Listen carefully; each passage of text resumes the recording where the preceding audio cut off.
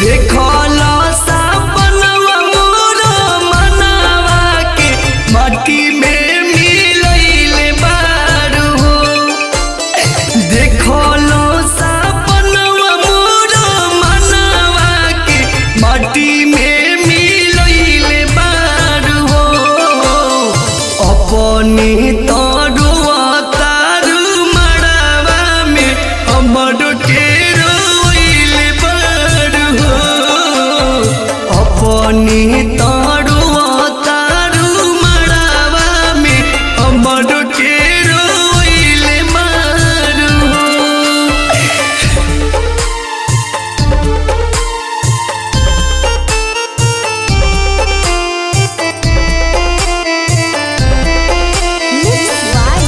प्रकाश चंद्रवंशी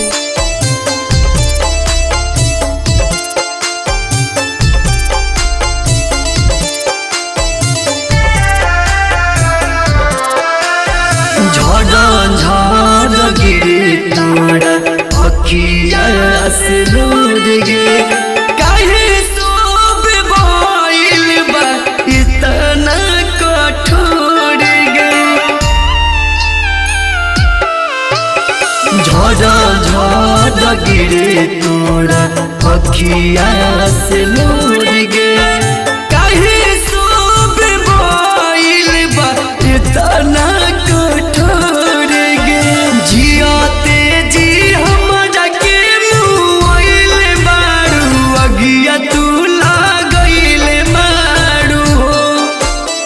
जियाते जी हमरा के मुआइले बारू अगिया तू लगइले बारू हो।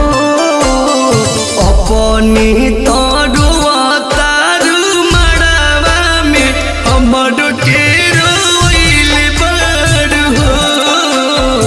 अपने तरुआ तारू मड़वा में हमर के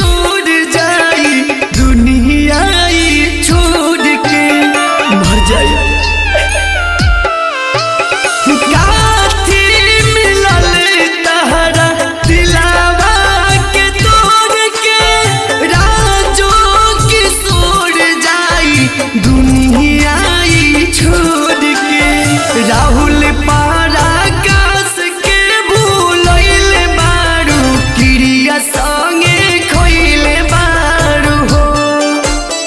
राहुल पराकाश के भूलैले बारू क्रिया संगे खइले बारू हो। अपने तरुआ तारू मड़वा में हमर के अपने तरुआ तारू मड़वा में हमर के रोइले बारू हो। रिकॉर्डिंग बाय सुर संगम स्टूडियो साहेबगंज।